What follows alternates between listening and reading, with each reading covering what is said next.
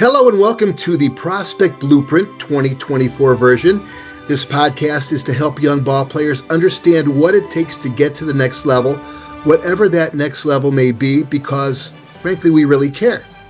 I'm Kelly Kleiman, and my battery mate, as always, is none other than Mr. Rick Dempsey, 24-year MLB veteran with the Twins, Yankees, Brewers, Indians, Dodgers, and Orioles, not to mention the 1983 World Series MVP. Rick, how you doing?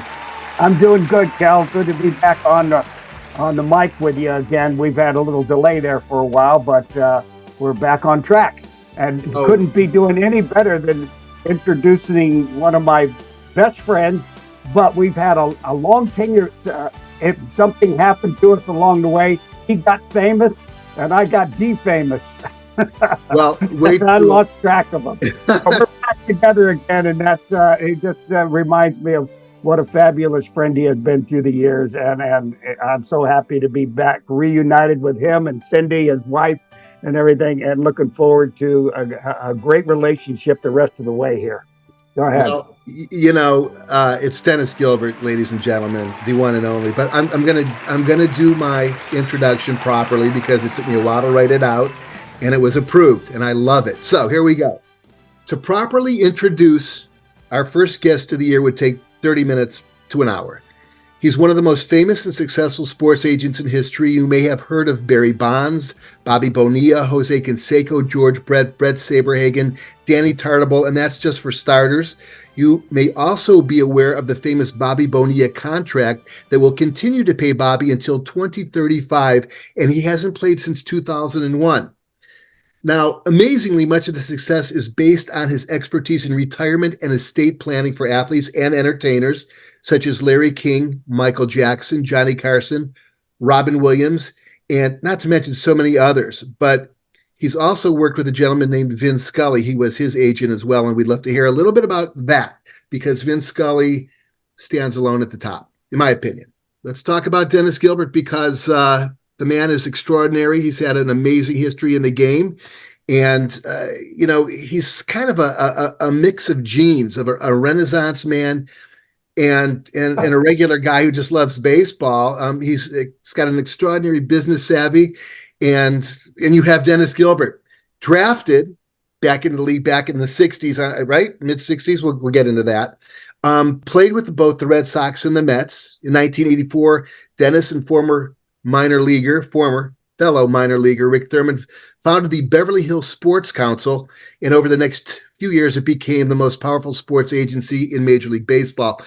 Dennis also founded the Professional Baseball Scouts Foundation, which helps scouts who need assistance when life dealt them snake eyes. Dennis also wrote the first check for baseball's RBI program, which is unbelievable, and helped pay for its baseball field in Los Angeles. Says his goal is to provide more opportunities for underprivileged youth throughout the country, but he does so much more than that. I'm almost to the interview now.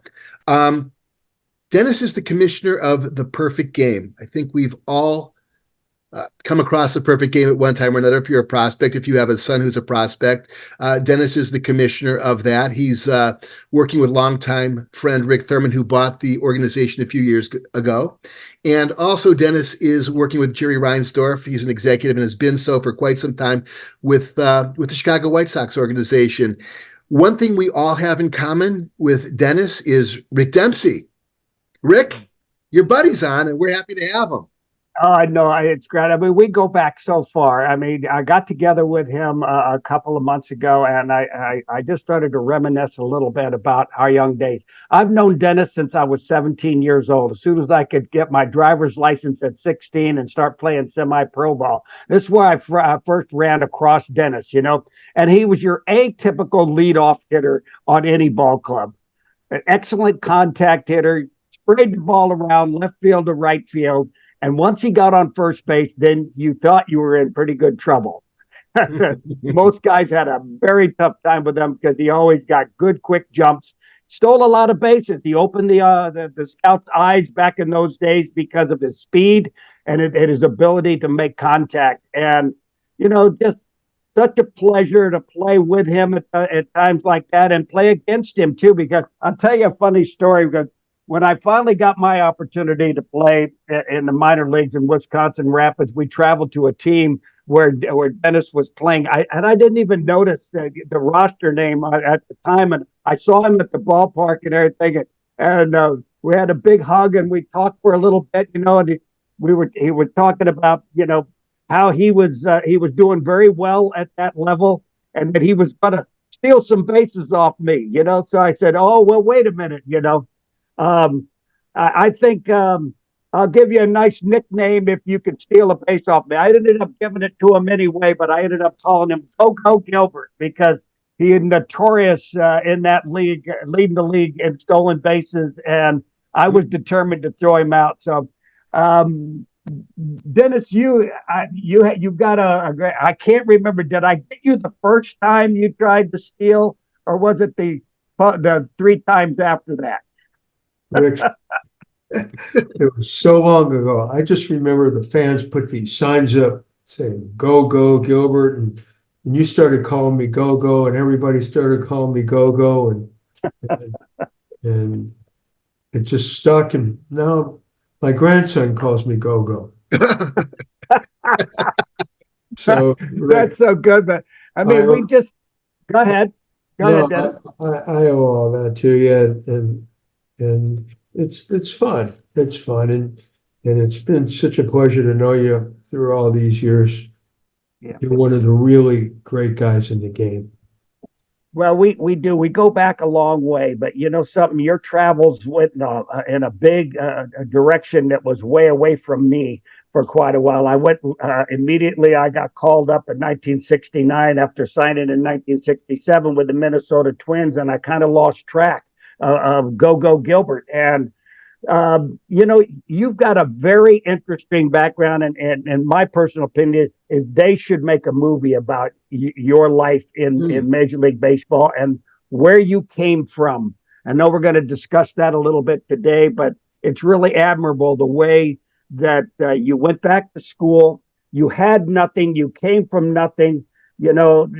I've heard the stories about, living in a one-room apartment where the bed folded out of the wall. And there's just, Dennis Gilbert really had some tough times when he was younger. But something, I think people finally realized after a while, this guy is pretty intelligent, if not borderline genius, the way he orchestrated his life and some of the things that he did to stay on top of his game. It didn't work out in the game of baseball for Dennis, but it did in other areas, because once people got to know him and the integrity of him and what he really cared about, it's something that not a lot of agents do. They don't really care about the people that they're representing. They're just interested in the commission, like most of them are. But Dennis has stuck with his guys. He has created opportunities for them that are going to be amazing. I can't wait for him to tell you about some of the stuff that he has gone through, some of the stuff he has created, where he has taken a lot of the players once he became an agent, where he has taken those players right now to total comfort for the rest of their lives, and some of the things that this guy has come up with that have never even been thought of before in baseball. And I'll tell you what, he is a tiger when you go up against Major League Baseball and all of the controversy there is in the things that agents do. I mean, Dennis stuck himself out there in front of all of them and defied some of the things that they wanted him to do. But I tell you what, he was all about the players he represented, and he made himself an incredible agent, the best of his era.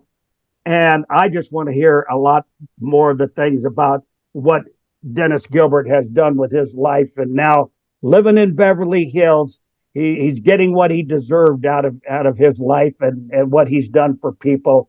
And I'm going to turn it over to you, to Kel. Go ahead, and we'll ask him the questions along the way here. Exactly. Let's do that. And that was a great intro. Hey, I know the perfect guy who could be the producer of the movie, and it would be someone that we both know and are friends with, Dennis, and that would be Mark Chardy. How was Mark as a ball player? He tells me some funny stories. He's very self-deprecating, but you worked with him. No, Was he good? Mark could have been really good. Mark got himself into a tough situation. The farm director and he did not get along. Mark was way smarter than the farm director of the Brewers at the time. And Mark was running in the outfield. He worked extremely hard, but he didn't like to run with a hat because his hat would fall off. And this is before a game. And the guy comes running down to him, and this was in AAA. It was in the big stadium where the Broncos used to play, with Mile High Stadium. Yep. That's where Brewers AAA team was. I wasn't there, else I would have stopped it. He's running in the outfield, and the farm director comes running on the field saying, throwing F-bombs at him, telling him when he's on the field, he's got to wear his hat. And he just starts screaming at him in front of all of his teammates. And Mark just took his uniform off and walked off the field. Did not know that. That's how he ended up not playing in the game and got suspended. I will tell you, he pitched in the big leagues. I saw all three of his starts. Two of them were against the White Sox. And I saw him in the minor leagues in El Paso. He was a very good player, had a great sinker, threw fairly hard, and was smart. He was a college guy, and his roommate, I guess, played in the NFL for years, quarterback. I'm trying to think of the guy's name. That'll come to me before the end of the podcast. Sure. We could ask him. Well, that's good. I never knew that story, so I'll bring it up to him this week. I'm sure it's interesting. He's tells a story about a run I think that the Brewers had, and it was like 17 games in a row or something along the lines, and they succumbed when he got on the mound to the 17 win streak came to an end. It's a funny story actually, but I watched the game. Yeah. I had people over the house to watch the game on TV. And he was just a little wild, that's all. He was walking. Yeah. They weren't hitting him. Yeah. Well, you've been incredibly philanthropic in your career, and based on that great work, you were awarded the BAT Award in December of 2022, the acronym for Baseball Assistance Team. How did that come about? And please feel free to let those know who don't some of the important work that you've done to help those in the game who have come about some hard times. And please discuss the Professional Baseball Scouts Foundation. I became aware of it through Cindy Pacerni, who used to work with you back in the day, and of course Don Moriarty. Tell us about some of that work you've done. Well, Kelly, that's a compounded question. Yeah. It's a hydra. So let me do the best I can. Okay. So for 17 years, the Professional Scouts Foundation raised millions of dollars for baseball scouts who were in need. Scouts were getting fired, and they're continuing getting fired, and they have nowhere to go. They have trouble getting jobs because what do they put on their resume is that they scouted baseball players. So they end up with, and most of these guys were either former minor league players, some were former major league players, and now they're unemployed. And so we took care of them. And every single team in Major League Baseball supported us by buying a table. A lot of people in the area supported it. And like I said, we raised millions and millions of dollars, saving homes, taking care of burials, taking care of, when you get fired, these guys couldn't even afford Cobra. So we paid for their Cobra for a year after they got fired, for all the scouts all over the country. So it was something that that I created. Cindy Paterni was my right arm. She did a wonderful job at keeping the thing organized because I was running my insurance business and doing my thing with the White Sox. So we needed somebody running the thing. We had one event a year. There was a dinner. One night, one of the people actually, one of our hosts was actually Rick Dempsey. And and I believe I think it was Jim Palmer who was getting an award that night, and he introduced Jim Palmer, and it was really, really nice. But we've had everybody from Sandy Koufax to Willie Mays being honored, Bud Selig, Dave Winfield, a lot of Hall of Famers, awful lot. And it worked really, really well. We made a lot of money. 17 years, we've kind of ran out of gas. We had a lot of money in the kitty.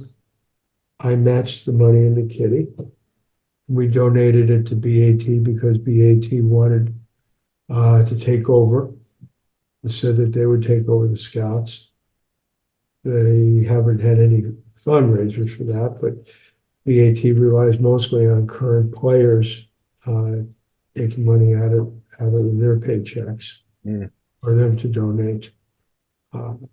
So there's no more Professional Baseball Scouts Foundation. It's now a member of BAT, and probably the reason I got it is because I wrote a big check myself to BAT that year.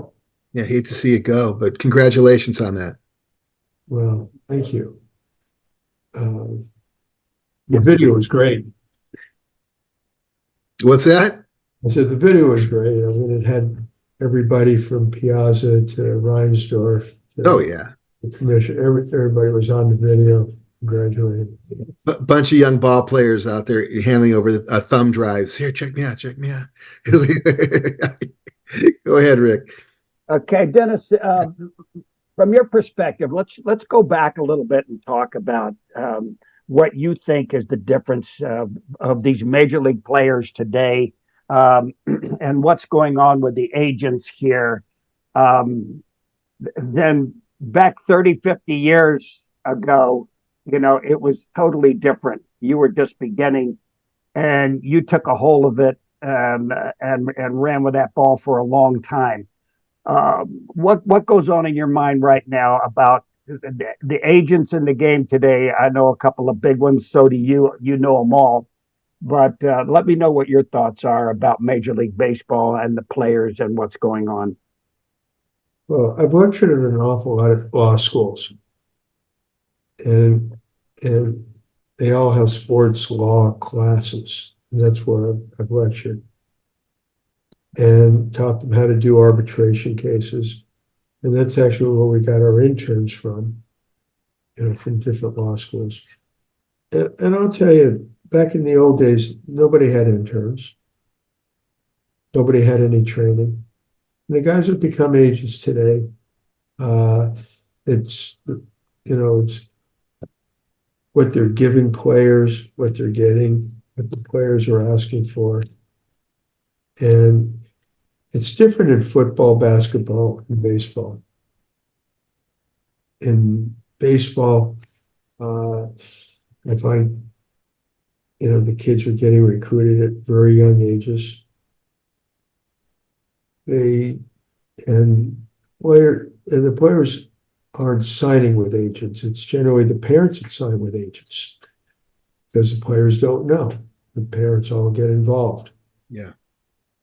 And then as the player moves on, you'll find that a lot of people switch agents. Not because the agent did anything wrong, but a player will maybe make some money on their signing bonus. But then the player is going to spend 2-3 years in the minor leagues, and 2 or 3 years before he's eligible for arbitration. So the agent isn't making any money for 6 years taking care of the player. And that's where the rubber meets the road. Mm. So in my day, I didn't really recruit out of high school at all, and not out of college, although we ended up getting college players as the coaches would call us. So we tried to pick our players up at spring training in the minor leagues, or spring training uh, where the minor leaguers were invited to big league camp, guys that were real prospects, guys that were a year or so away, and tried to get the best use of our time. And it worked really well. And then we would camp out at the AAA facilities, NCAA facilities. And we had really, really good retention. We lost a few guys like everybody else did. But through the years, I mean, Beverly Hills Sports Council is still around. Started in 1980. Now I sold my piece in 2000 to Rick Thurman, Danny Lozano, Danny Horowitz, Jeff Boris. And I always tell everybody it took a lot of people to replace me. Yeah. But not the truth. Those guys worked in the agency for a long time. They all did a good job. And it was their time, and in 20 years was enough for me. What about players? The difference in the actual player as well. Sorry, Rick, I'm stepping on your question, but Go. the mindset of the player today, the expectations, the entitlement. Is it a better player now, or was it a better player, better quality person back in the day, or is that too broad a statement? No, everybody's different. Mm-hmm. Everybody's different. Sometimes superstars are tough. If you remember, handling guys like Ricky Anderson and Jose Canseco were tough, time consuming. Barry Bonds was not tough. Barry Bonds was, I don't want to say easy. He was demanding, but he deserved to be demanding. They all were demanding. But it was like he took care of a lot of his own stuff himself. Okay. Mm-hmm. But there were people who needed help with just every phase of life humanly possible. And we tried to give it to them. We had a lot of people in our company. We tried to give everything and anything to the guys. It's not getting the client, it's keeping the client that we wanted to do. We wanted to be with him during his whole career. And like I said, we lost some, but only because somebody would say, oh, he's got too many guys. Yeah. It didn't affect anybody's contracts, I promise you. And it didn't affect our passion for any of the players. It's America. They go where they want and they do what they want. And I've had people come back and fired us. And some people we took back and some people we didn't take back. And that's the way it was. But, we have a lot of Hall of Famers and a lot of good guys. And I mean, today I'm still real close to George Brett. I don't go to spring training without seeing George. He was in Arizona. I'm still really close to Bobby Bonilla, close to Barry Bonds. There's some guys I don't get to see anymore. They've got their own lives. And there are guys that are in baseball that I talk to every once in a while, like Mark Gudson. And, just different people that I'm really, really fond of. Brett Saberhagen. I don't get to see him much anymore. He was up in Northern Cal. Mm. We all have our lives. I'm focused on saving baseball players from going broke. That's my mission right now. The last mission I have. With the Bobby Bonilla plan, I help design it. Deferring money, getting interest, putting it into a life insurance policy. And it's saved a lot of people's lives. Sure, you read about the Bobby Bonilla deal, but now I've learned how to sell it to individuals. It works. These financial advisors get in the way. And I think they're destroying the game. I think you asked me about players today. Mhm. Everything seems to be, I mean, they love the game. They love the sport. They're good at the sport. They work hard at the sport. Don't get me wrong, but it's the money. And they're all cognizant of the fact of where's the money going and who's taking care of the money.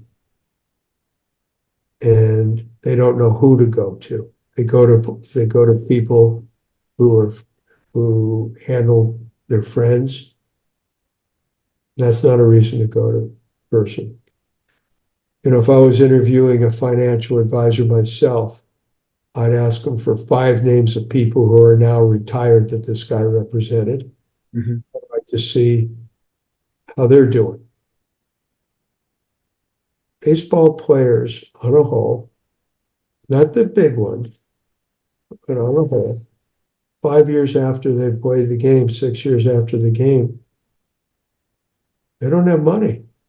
Most of the old timers are living in condos or small houses and in small areas and getting by. You hear about Major League Baseball pension being the best of the best. Well, we're in the process of finding out. Rick, you know better than anybody about Major League Baseball pension. Baseball is in baseball is like being a king. It trains you for nothing else. It trains you for nothing else. So when a king is not king anymore, what's he going to do for a living? Your expenses are the same or similar, but your income goes down. So if somebody doesn't have a plan like a Bobby Bonilla plan, Mhm. and most people don't even know what it is or how it works, and I'm open to talk to anybody and everybody about it, you can talk to Bobby about it. It's just a life insurance policy set up a certain way. And that's what the Bobby Bonilla plan is. Insurance grows tax-free. You can take the profits out tax-free. Tanya, what was the name of the magazine that wrote Rich Man's Raw? Forbes magazine put out an article Mhm. that said it's a rich The rich man's man's law. Roth IRA. Mhm. Every ball player that doesn't have it, I don't care what your agent or financial guy says, they're all full of baloney. They're all full of baloney. Why wouldn't everybody want to have income for 25, 30 years? The only person that's against it are the financial advisors. And these guys get their claws into people and they say, oh, I'm going to make more money. I'm going to do this. I'm going to do that. When the economy's good, they'll make money. When the economy's not, they don't. So, I mean, that's the sum and substance of it. I'm anti these financial advisors myself because, they don't get it. They don't because they can't sell. It's a proprietary product. It's interesting. It's because people talk about the Bobby Bonilla contract and it becomes a source of levity, but it's actually some of the most brilliant estate planning, especially for a player who doesn't have a degree. And exactly as you mentioned, when they get out of the game, what do they do now? They just kind of like leak, little by little by little until they're not doing so well. So it's brilliant. It's Bobby Bonilla is Puerto Rican, grew up in the Bronx, and signed out of high school. Knows baseball cold. But like every other player, that's what he knows. And he took the time, learned it, and said, let's do it. I went to the Mets, they did it. And that's how the Mets got Bobby Bonilla. Otherwise, Bobby Bonilla was going to the Angels. interesting. It really disappointed Jackie and Gene Autry. We spent a whole day with them. So now you know something nobody else knows. Yeah. Oh, that'll be up. That'll be a snippet.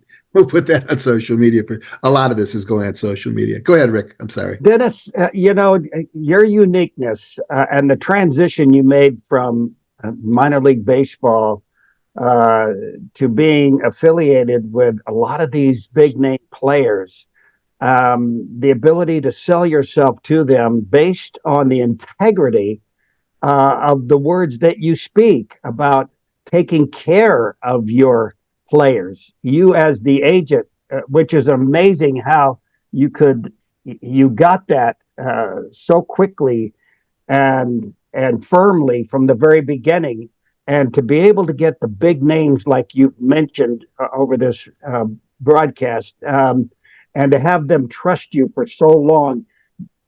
The uniqueness and it comes through, especially when I hear you talk about your approach to everything. I mean, you were. Everybody talks about Scott Boras being the big agent in baseball today. You had that throne. You were up there for a long time. The big names in baseball all wanted to come to you to find out what this was all about. How were you taking care of them? How could you remain so interested in their lives before, during, and after baseball? How did it permeate into the movie business and the movie stars and some of the big names that you've covered over your years? It's just incredible how you skyrocketed not only yourself as an agent, but skyrocketed the people that you represented for so long, and be able to maintain that to this day, that kind of integrity. And what you talk about, most of these agents are about that commission. They're about that commission, but you're about long range, taking care of people and making sure that nothing goes wrong. You thought of some incredible things. This Bobby Bonilla contract doesn't get enough attention because it was sheer genius, Dennis. And the fact that Major League Baseball was fighting you about this along the way. Talk about the fight that you had to go through to get these things done with these players and where it has taken them, if you would. Well, I'm glad to. So first of all, I was scared out of my mind when I got out of baseball because I had no skill set. And I was coaching at a junior college. And the first baseman that I was coaching, his father pulls up one day in a Cadillac, and I'm driving a Dodge van. And I ask him, what do you do? And he says, I sell insurance. And I go, what's that? And he asked me to lunch. That's when I started learning a little bit about finance. And I learned, at least in this town, that, the people who controlled the business in this town were CPAs. So what I did is I saw that we didn't have computers in the 70s when I got released, the early 70s. So there was an ad for Columbia School of Accounting. It was like a 2-year course. And I got myself an accounting degree from Columbia School of Accounting. And then I decided I'm going to go to law school. All this stuff through the mail. Yeah. With no money, I might add. The Renaissance man. Before everyone was doing the online stuff, you were educating yourself by mail. It's the next best thing. They'd send me tapes. I get books, put them in my car, just read.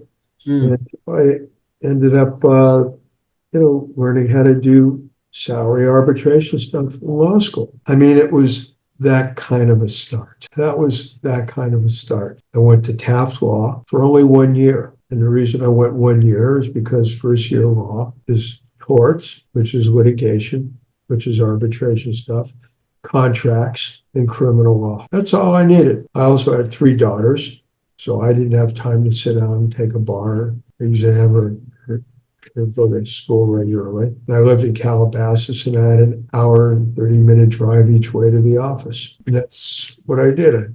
I learned how to educate myself that way. And it worked.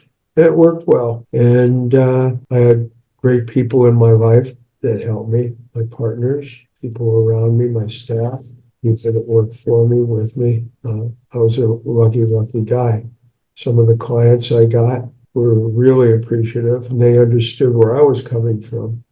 I mean, I was horrified when as a player, when I saw people like Tony Gwynn file for bankruptcy twice. Twice. I was horrified to see other people file for bankruptcy. But Tony Gwynn is what really got to me because he was a dude. That guy was the best player in the history of the Padres. And anyway, so I wanted to figure out something, and I learned deferred comp, and it really helped me a lot in the insurance business, and it helps me a lot in what I do today in estate planning. And all I can say is that I need to give back. I grew up in Gardena. It was a great place to grow up. We had some great players that came out of there. The guy that took me under his wing was a guy named Doc Ellis. We talked about that. Doc's got some interesting World Series stories, doesn't he? Yeah, well, I got some great stories on Doc, but I played on an all-black team in South Central. That's a whole different story. And I don't think it's appropriate to say that on your podcast about what was going on there. But I can tell you that I had great teammates. Best known one was a guy named Steve Soggy, if you remember that name. He quarterback for SC. Oh, yeah, right. Way back. And Enos Cabell, who played in the big leagues for years and years. So we were all high school buddies. And I was a track guy also, ran 100 and 220. Where I was known for being the only white guy to beat a guy named Wayne Collette in the 220. Wayne Collette won a silver medal in the 400 meters. Jeez. So that was it. That's my claim to fame. Didn't get that far in baseball, but I loved the game. It was a passion. Like a lot of these guys today, I lived, eat, and slept baseball. Baseball was my way of life.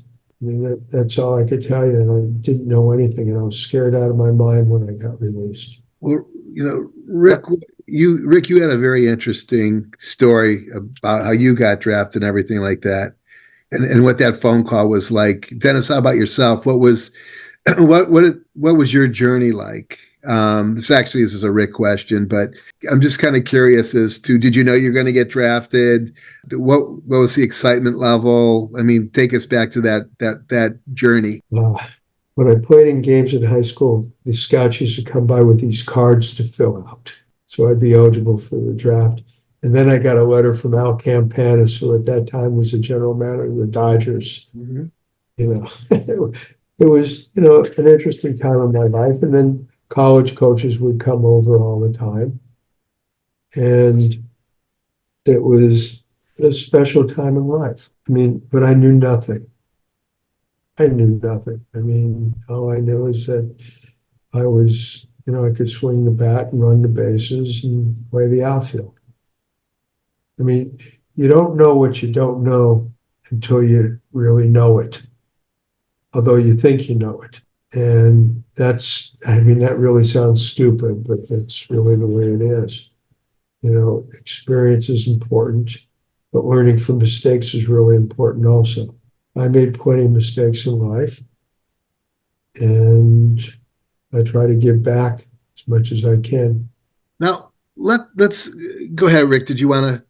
I was just going to say, what you're talking about, Dennis, is sort of about like what your life is like right now. I know I talked to you about a lot of things, and you're involved with the perfect game, but giving back to baseball, giving back to all the players and stuff that you've represented. Now, the perfect game is your way of giving back to the youth. They're giving them opportunities to be seen, to be drafted, get that telephone call that Kel was just talking about, and then turning their lives around, the good ones, with good contracts and security for them long range. Talk a little bit about your involvement with the perfect game and what that's going to mean to the kids across the United States and all around the world, really, today. Well, I wasn't sure what I was getting into when I accepted the job. Rick said I would be perfect for it. So I take the calls from parents. I I get people involved and give them the route they should take if they want to get rated to go into a college. I've spoke to many college coaches about different players. It's important for, you know, it's going from one step to another step. College coaches, they've got their job, and their job is to win, to recruit and to win. And a lot of them do just a wonderful job. The worst thing in the world I've seen for a good high school player, the worst thing, in my opinion, for him to get redshirted for a year and not to play for a year after he gets recruited real hard. Mm-hmm. And that's happened more times than not.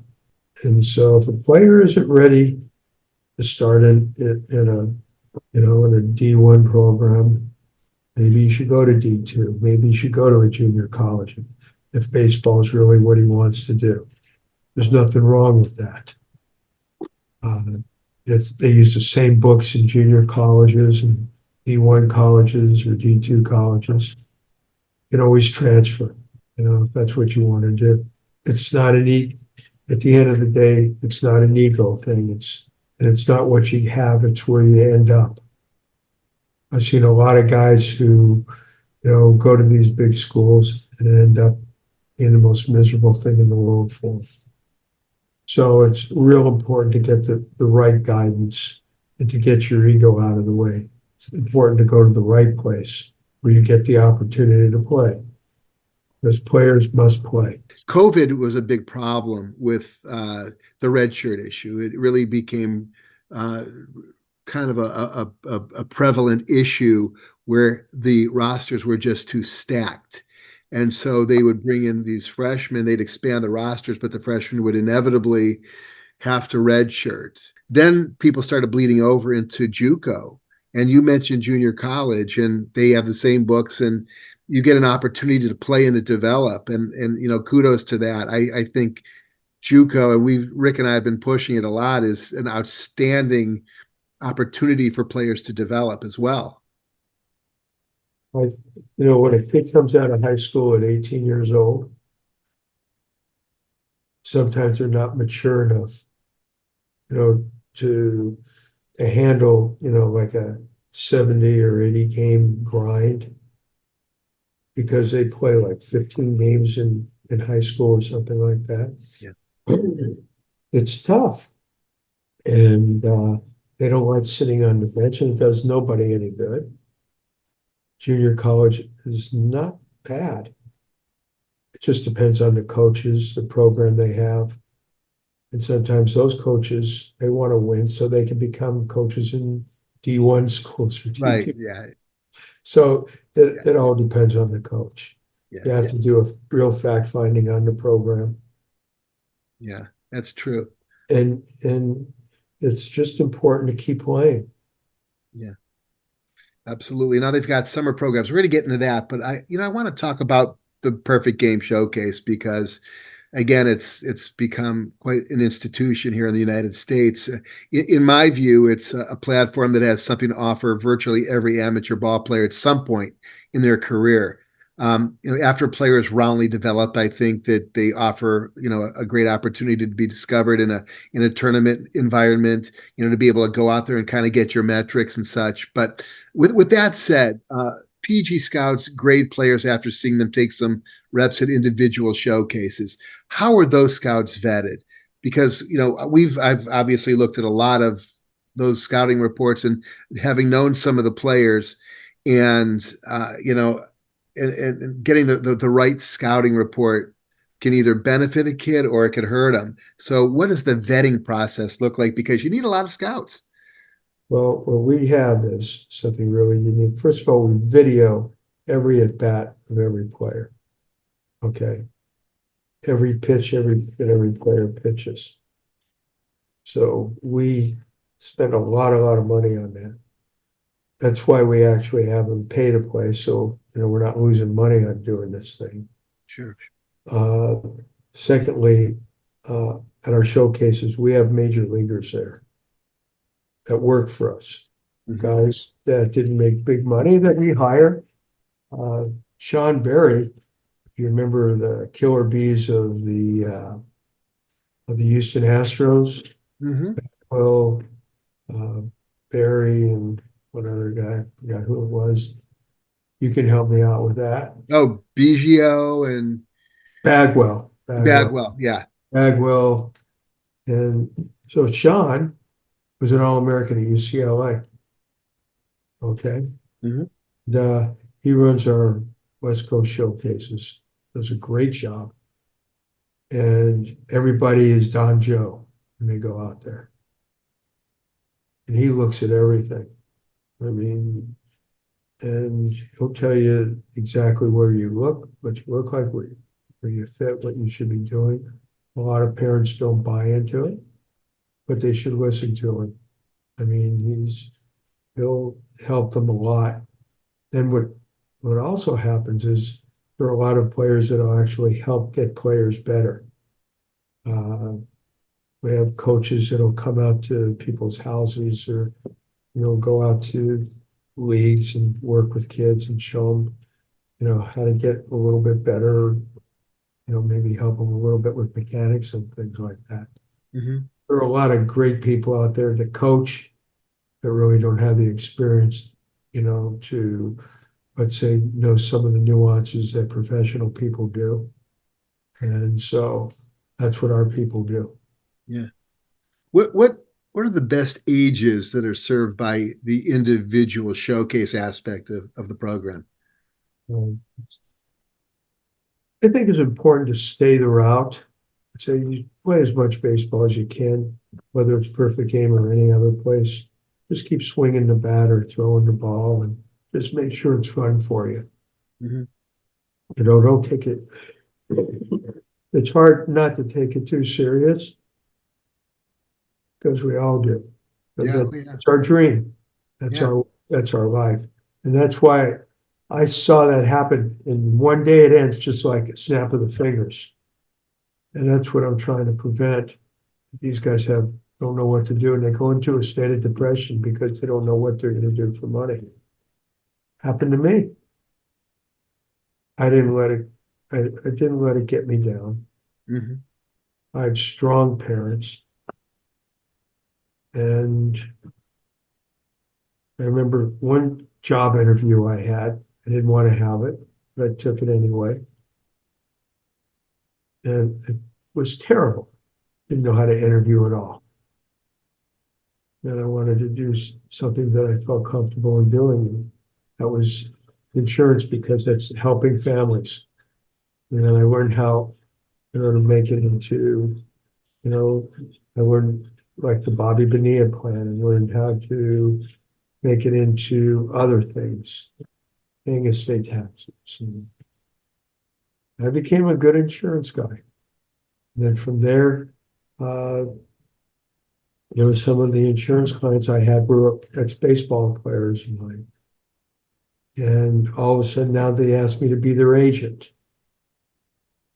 And that's how I met George Brett. I sold him insurance. Hmm.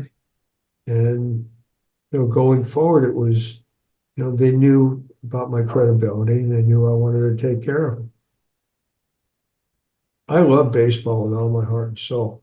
I love the players in it. I'm a player's advocate. Always been a player's advocate. Perfect commissioner for the perfect game. Go ahead, Rick. I was just going to say, you're talking about George Brett. How did George Brett, when you got finished negotiating his deals and late in his career, he's kind of one of those players, Dennis, who missed the big payday, and obviously one of the top players in baseball for his entire career. How did he rank with the other big boys of his era in the contracts and the stability of his contract at the end of his career? Well, not getting into privacy stuff, I will Yeah. tell you, his brother is a superstar. His brother watched over him like a mother hen, and you know how brothers fight? It was Yeah. funny in hell watching them fight. But George is extremely wealthy today. It's extremely. His contract interest rolled over. rolled over, compounded. This guy got bonuses that people wouldn't believe in his contracts. We did real well on him. And he's got a clause as long as he's working, for Kansas City, he's getting paid. And he does more for that organization than anybody could possibly think. This guy still suits up at spring training. This is the guy who Peter Gammons once asked him, what do you want to do at your last at bat? George says, I want to hit a ground ball to second base and run my ass off before they throw me out. That's George Brett. Oh man. My question to you now, Dennis, is where were you when I needed you? I was always there, but just like every other player, all your teammates has one guy and they say, yeah, he's really good and good guy. So, Yeah. You don't want to be a contrarian. You want to be like the other guys. And that's what happens to a lot of people. Yeah. I mean, I go with this guy because he takes care of this guy or he takes care of that guy. I resemble that remark. Well, Rick, like I said, you learn, you become, you learn by your mistakes, and you play. God, you were such a good player. I remember I used to throw that cannon arm of yours. It's fun watching you. Thank you. That '88 team, by the way, sucked, and you guys won the World Series.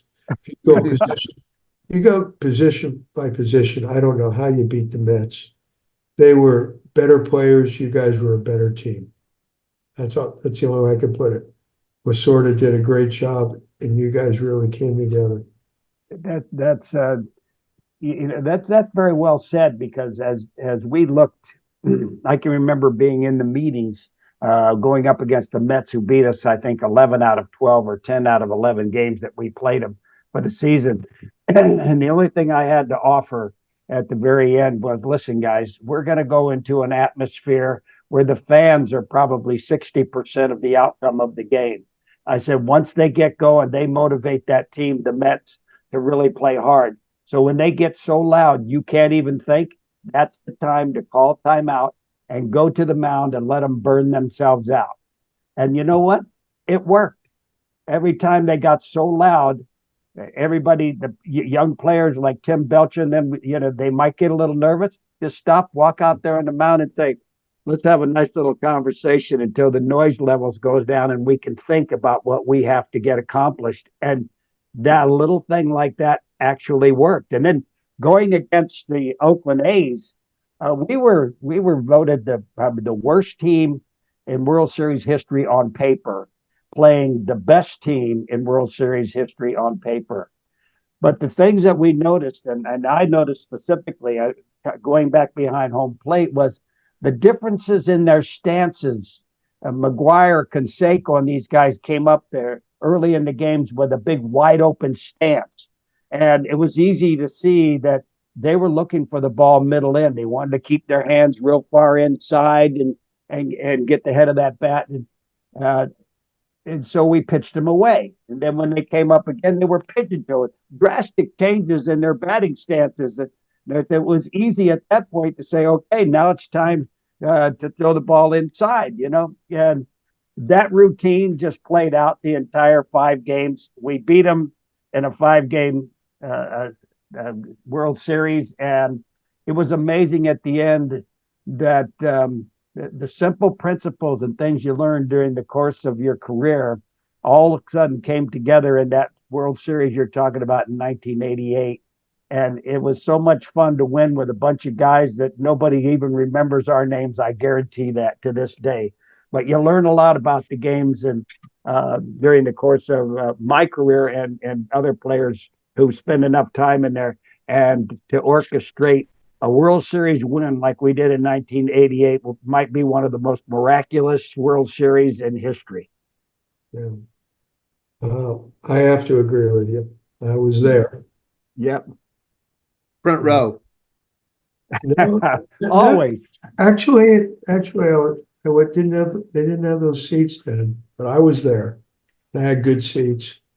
And I was sitting with Canseco's parents, or Oh no. his father and his wife. Yeah. I played with him on a softball team. He's a beast. He's big. He's big. And he's a nice fella. Yeah, yeah. A He's little a bit, nice fella. little bit, little, little misunderstood, sensitive guy. But I remember, mainly getting my kids getting a nice little hitting instruction from him. He's very guide arm centric. Guide arms. The whole thing is the guide arm. I go, yeah, if your arms are that big, I guess so. But yeah, yeah, definitely. I'm sorry. Go ahead, Rick. No, I've got nothing else. I mean, Dennis has given us pretty much from top to bottom in his life. But I think the question it remains today is what motivates you, Dennis, to come out and continue in the insurance business. You've accomplished every goal that you have made for yourself, with the exception of being a Major League Baseball player for at the major league level, but you've accomplished and surpassed every goal that you've ever wanted to have. And you've made a lot of people happy that you did. I love my life. Yeah. I get up, I come here, I see a smiling face in Tanya. I see a smiling face with my partner, Alex. We like working.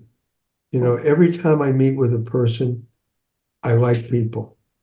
I like helping them.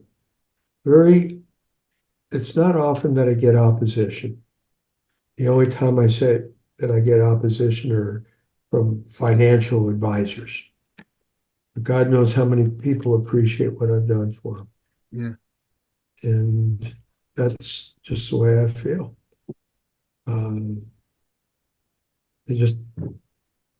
All I could say that, a lot of people talk a good game. I've lived the game. I've produced. I've taken people from the start of their careers through their retirement. And I'm old. Don't let this touch of gray fool you. I've got a question for you, just along the perfect game, because most of our audience, well, there's hell of a lot of college coaches, but it's mostly kids who want to get from one level to the other. And PG is first and foremost whenever people do talk about these showcases. So we've talked to a lot of college coaches. Most of them have either attended, like I said, or send somebody. Which tournaments do you see the most attendance at? What seems to be the most popular? Because some people, there is a cost involved, and if I'm a player and I'm on a team, a travel team, what have you, and I need to budget for the biggest bang for the buck. And I've got a couple other questions as well. We're a perfect game. Which platform, which tournament do you think is probably the most attended? Well, the one that I like the most is the one in Jupiter. Jupiter. Last year, we had 5,600 kids. The Marlins and the Cardinals donated their field to us. So we had like 16 or fields, 3 games a day on each field. And it was wonderful. I've never seen so many scouts, college coaches around in my life, ever. I got to ride around in the commissioner's golf cart. It was pretty. With the big logo. And I couldn't really watch one game at a time. Yeah. But I had a chance to shake hands and meet with a lot of parents. Gave my phone number to a lot of parents. A lot of parents have called me, asked me questions, asked advice. I can only tell my own experiences. Mm-hmm. And try to help as best I possibly can. But I like that showcase. The one in Arizona is great. Mm-hmm. The one in Texas is great. The one in California, like I said, Sean Berry is as good as I've ever seen in a showcase. Yeah, yeah. How do you see it, the future of youth sports evolving?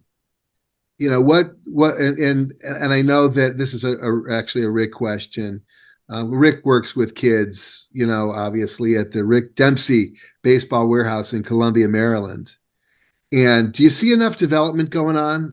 Because I know perfect game is sort of the apex of it. Once you get to a certain level and you feel as though your skills are adequate enough to shine at a certain luminosity, then you do one of those. What's the future of the perfect game? Do you see the perfect game uh, being more maybe focused a little bit on developing players at some point, or just providing showcases? No, right now we're focusing on helping kids get either into college, getting into pro ball, and educating them. That's where we are. Okay. We're also very cognizant of people, ripping these kids off, getting them, these kids have trainers that this guy has and that guy has, or agents try to get them. Agents come by perfect game all the time. Uh, that's how I've gotten to know the agents. And if the agent isn't the right guy, you know, uh, you know, it's real hard. I mean, you don't stop somebody from watching a game or recruiting a guy or something like that. But right now, the focus shouldn't be on agents and money. The Yeah. focus should be about developing your skills, thinking about alternatives, how to pivot if God forbid you don't make it. If you get disabled, what happens tomorrow if a pitcher throws his arm out and can't pitch anymore? What happens if you're sliding into third base and your knee goes out? You're going to miss 2 years. Yeah. Stuff happens. I mean, these are just things to think about that players don't do. I think about everything. I just talk about this to players at, at Perfect Game. It's my commissioner's address. Mm-hmm. Yeah. No, I mean, Yeah. it's important to be able to pivot in life.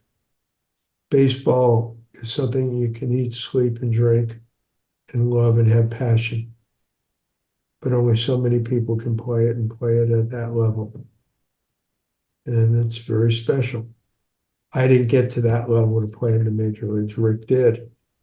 And that's it. So sometimes it's very hard for a young man to accept it, especially when he's the best player on his high school team.